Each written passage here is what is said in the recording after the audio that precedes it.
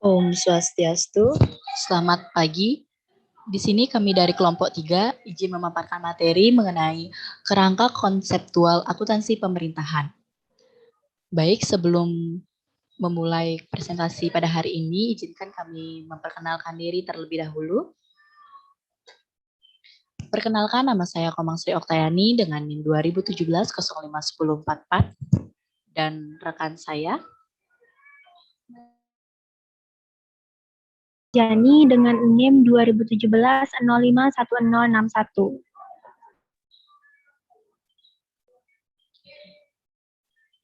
Baik, untuk selanjutnya kami akan memperkenalkan submaterinya terlebih dahulu. Adapun submateri dari kerangka konseptual akuntansi pemerintahan, yang pertama ada prinsip akuntansi yang berlaku umum di pemerintah, kemudian yang kedua ada standar akuntansi pemerintah, dan yang ketiga ada kerangka konseptual dalam akuntansi pemerintah. Untuk submateri yang pertama akan dijelaskan oleh rekan saya Tita. Untuk Tita, waktu dan tempat saya persilakan. Baik, terima kasih atas waktunya. Jadi di sini saya akan membahas terkait tentang prinsip akuntansi yang berlaku umum di pemerintah.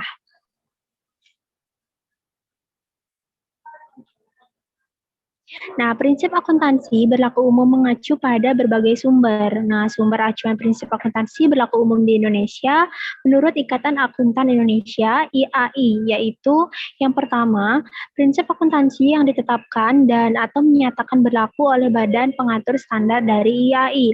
Yang kedua, pernyataan dari badan yang terdiri atas pakar pelaporan keuangan yang mempertimbangkan isu akuntansi dalam forum publik dengan tujuan menetapkan prinsip akuntansi atau menjelaskan praktik akuntansi yang ada dan berlaku umum dengan syarat dalam prosesnya penerbitan tersebut terbuka untuk dikomentari oleh publik dan Badan Pengatur Standar dari IAI dan tidak menyatakan keberatan atas penerbitan pernyataan tersebut. Next. Yang ketiga, di mana pernyataan dari badan yang terdiri atas pakar pelaporan keuangan yang mempertimbangkan isu akuntansi dalam forum publik dengan tujuan menginterpretasi yang ada berlaku umum, atau pernyataan yang tersebut pada butir 2 yang menerbitkan tidak pernyataan pernyataan yang tersebut pada butir 2 yang menerbitkan tidak pernah dinyatakan keberatan dari Badan Pengatur Standar dari IAI, tetapi belum pernah secara terbuka dikomentari oleh publik. Yang keempat, praktek atau pernyataan resmi secara luas diakui sebagai berlaku umum karena mencerminkan praktik yang lazim dalam industri tertentu atau penerapan dalam keadaan khusus dari pernyataan yang diakui sebagai berlaku umum, atau penerapan standar akuntansi internasional atau standar akuntansi yang berlaku umum di wilayah ini yang menghasilkan penyajian substansi transaksi secara lebih baik. Next. Baik, selanjutnya ada standar akuntansi pemerintahan. Standar akuntansi pemerintah. Nah, untuk memecahkan berbagai kebutuhan yang muncul dalam pelaporan keuangan akuntansi dan audit di pemerintahan, baik pemerintahan pusat maupun pemerintahan daerah di Republik Indonesia, diperlukan sebuah standar akuntansi pemerintahan atau SAP yang kreadil yang dibentuk oleh sebuah komite SAP. Nah, apa itu komite SAP? Jadi komite SAP itu merupakan sebuah cerita panjang seiring dengan perjalanan reformasi keuangan Indonesia. Kebutuhan standar dan pembentukan komite penyusutannya mulai muncul ketika desakan untuk penerapan IPSAS semakin kuat. Nah, diawali dengan pembentukan Kopertemen Akuntan Sektor Publik di IAI pada tanggal 8 Mei 2000 yang salah satu programnya itu adalah penyusunan standar akuntansi keuangan untuk berbagai unit kerja pemerintahan. Nah, keprihatinan akan situasi proses pelaporan keuangan sektor publik itu dijadikan satu-satunya alasan bagi peluncuran program pengembangan standar akuntansi. Nah, dari proses tersebut dihasilkanlah exposure draft standar akuntansi sektor publik, di mana ada 6 exposure draft yang dikeluarkan, yaitu ada yang pertama, penyajian laporan keuangan, ada yang kedua, laporan arus kas, yang ketiga ada koreksi surplus defisit, kesalahan fundamental dan perubahan kebijakan akuntansi, yang keempat ada dampak perubahan nilai tukar mata uang luar negeri, yang kelima ada kos pinjaman, dan yang terakhir ada laporan konsolidasi dan entitas kendalian.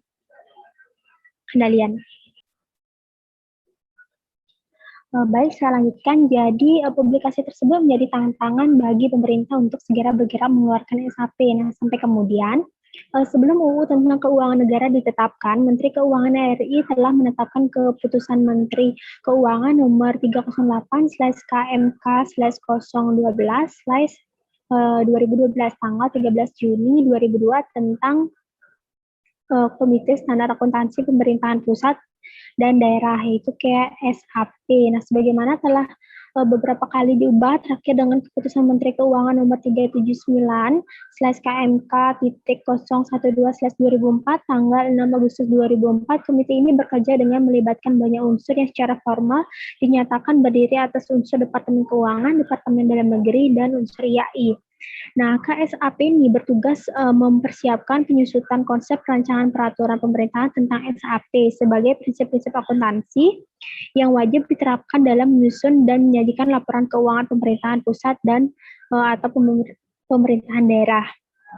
Jadi KSAP ini terdiri atas komite konsultatif dan komite kerja. Komite konsultatif ini bertugas memberikan konsultasi dan atau mendapat dalam rangka perumusan konsep rancangan peraturan pemerintahan tentang SAP. Nah, sedangkan komite kerja itu bertugas mempersiapkan, merumuskan dan menyusun konsep rancangan peraturan pemerintahan tentang SAP dan dalam melaksanakan tugasnya dapat membentuk kelompok kerja.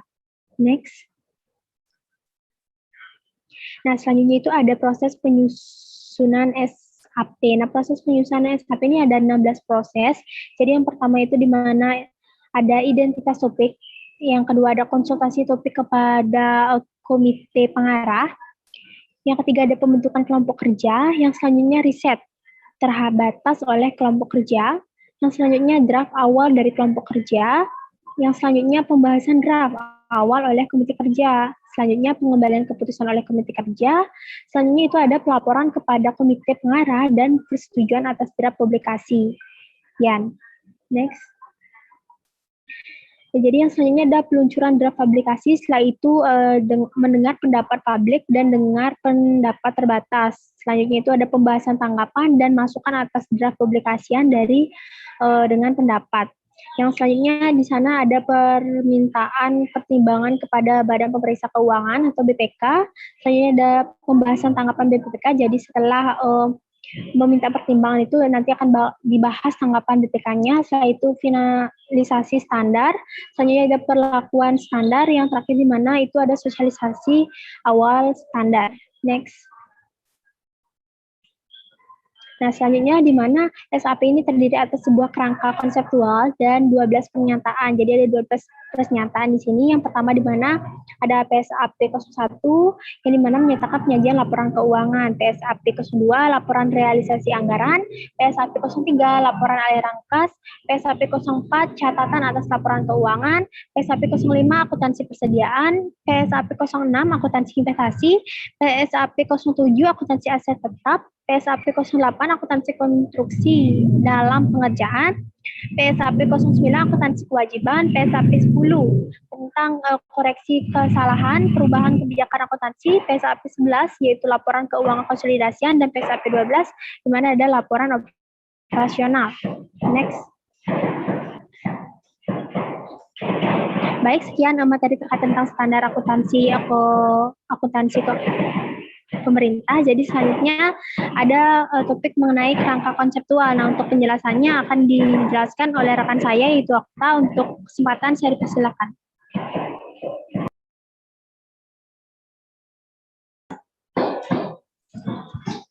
Baik, terima kasih atas kesempatannya. Di sini saya akan memaparkan materi mengenai kerangka konseptual.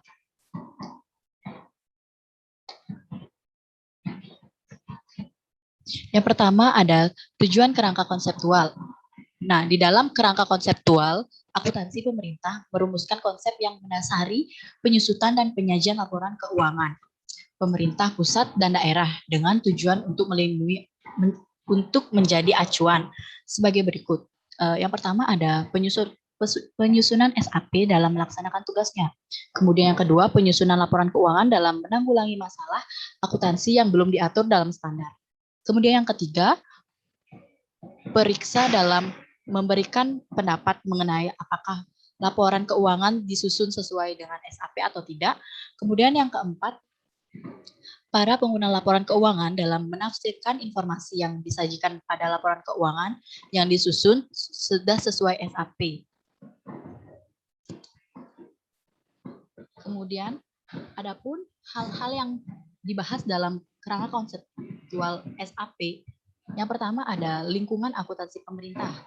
Yang kedua, penggunaan dan kebutuhan informasi para pengguna, ada entitas pelaporan, peranan dan tujuan pelaporan keuangan, serta dasar hukum. Kemudian yang kelima ada asumsi dasar. Dalam asumsi dasar ini, di dalamnya juga mengandung karakteristik kualitatif yang menemukan manfaat informasi dalam laporan keuangan, prinsip-prinsip, serta kendala informasi akuntansi.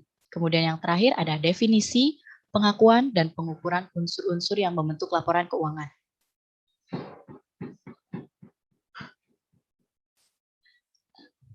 Nah, dalam kerangka konseptual SAP ini menekankan perlunya pertimbangan ciri-ciri penting lingkungan pemerintahan dalam menentukan tujuan akuntansi dan pelaporan keuangan. Ciri-ciri tersebut yaitu yang pertama ada ciri utama struktur pemerintahan dan pelayanan yang diberikan. Di dalam struktur pemerintah dan pelayanan yang diberikan ini terdapat yang pertama bentuk umum pemerintahan dan pemisahan kekuasaan.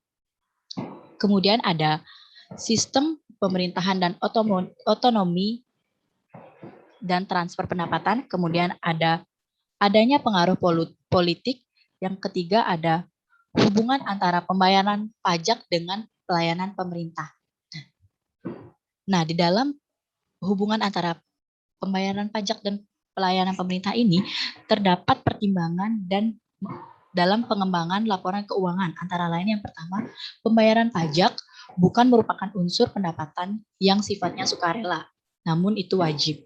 Kemudian yang kedua ada jumlah pajak yang dibayar ditentukan oleh basis pengenaan pajak sebagaimana ditentukan oleh peraturan perundang-undangan. Kemudian yang ketiga ada efisien pelayanan yang diberikan pemerintah dibanding dengan pelayanan yang diberikan untuk dimaksud dengan sukar diukur sehubungan dengan monopoli pelayanan oleh penyelenggara. Kemudian yang keempat ada pengukuran kualitas dan kuantitas berdasarkan pelayanan yang diberikan pemerintah adalah relatif sulit. Ciri-ciri yang kedua ada ciri keuangan pemerintahan yang penting bagi pengendali. Yang di dalamnya ada anggaran sebagai pernyataan kebijakan publik. Yang kedua ada investasi dalam aset yang tidak langsung menghasilkan pendapatan. Kemudian ada yang ketiga ada kemungkinan penggunaan akuntansi dana untuk tujuan pengendalian. Yang selanjutnya ada entitas pelaporan dan penggunaan laporan keuangan. Nah, di dalam entitas pelaporan merupakan unit pemerintah yang terdiri atas satu atau lebih entitas akuntansi yang menurut ketentuan peraturannya perundang-undangan wajib menyajikan laporan pertanggungjawaban dan laporan keuangan yang bertujuan untuk umum. Yang di dalamnya yang menggunakan laporan keuangan ini, kelompok utamanya yaitu ada yang pertama ada masyarakat, kemudian yang kedua ada wakil rakyat, lembaga pengawas, dan lembaga pemeriksa. Kemudian yang ketiga ada pihak yang memberi atau berperan dalam proses donasi tersebut, investasi, dan pinjaman. Kemudian yang terakhir ada pemerintah. Selanjutnya ada peranan dan tujuan laporan keuangan. Yang pertama ada peranan laporan keuangan. Setiap entitas memiliki pelaporan dan kewajiban untuk melaporkan upaya yang telah dilakukan serta hasil yang dicapai dalam pelaksanaan kegiatan secara sistematis dan terstruktur. Dalam satu periode untuk kepentingan yang pertama ada akuntabilitas dan mempertanggungjawabkan pengelolaan sumber daya. Kemudian yang kedua untuk manajemen membantu para pengguna untuk mengevaluasi kinerja yang sudah dilakukan selama satu periode tersebut. Kemudian yang ketiga ada transparansi, memberikan informasi keuangan yang terbuka jujur kepada masyarakat berdasarkan pertimbangan bahwa masyarakat memiliki hak untuk mengetahui secara terbuka dan secara menyeluruh. Kemudian yang keempat ada keseimbangan antar generasi, yang dimana membantu para pengguna dalam mengetahui kecukupan penerimaan pemerintah pada periode pelaporan untuk membiayai seluruh pengeluaran yang dialokasikan dan apakah generasi yang akan datang diasumsikan akan ikut menanggung beban dalam pengeluaran tersebut. Kemudian ada pun tujuan dari laporan keuangan ini yaitu laporan keuangan pemerintahan seharusnya menyajikan informasi yang bermanfaat bagi para pengguna dalam menilai akuntabilitas dan membuat keputusan baik keputusan ekonomi, sosial maupun politik. Yang di dalamnya terdapat menyediakan informasi tentang sumber, alokasi, dan penggunaan daya keuangan. Kemudian ada menyediakan informasi mengenai kecukupan penerimaan periode berjalan untuk membiayai seluruh pengeluaran. Adapun menyediakan informasi mengenai jumlah sumber daya ekonomi yang digunakan dalam kegiatan entitas tersebut. Untuk yang selanjutnya ada komponen laporan keuangan. Nah, adapun komponen-komponen laporan keuangan, ini yang pertama ada laporan realisasi anggaran atau yang sering disingkat dengan LRA, kemudian ada neraca, laporan arus kas atau LAK, dan yang terakhir ada catatan atas laporan keuangan atau CALK. Adapun dasar hukum laporan-laporan keuangan. Laporan keuangan pemerintah diselenggarakan berdasarkan peraturan perundang-undangan yang mengatur keuangan pemerintah. Contohnya yang pertama ada Undang-Undang Dasar 1945 yang dimana ada bagian khusus untuk mengatur keuangan negara. Kemudian yang kedua ada Undang-Undang di bidang keuangan negara.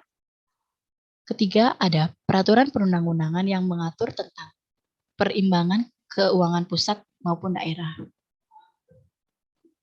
Kemudian yang keempat ada yang materi selanjutnya ada asumsi dasar. Asumsi dasar dalam pelaporan keuangan di lingkungan pemerintah adalah anggapan yang diterima sebagai suatu kebenaran tanpa diperlukan bukti agar standar akuntansi dapat diterapkan. Dalam asumsi dasar ini terdiri atas yang pertama, asumsi kemandirian entitas.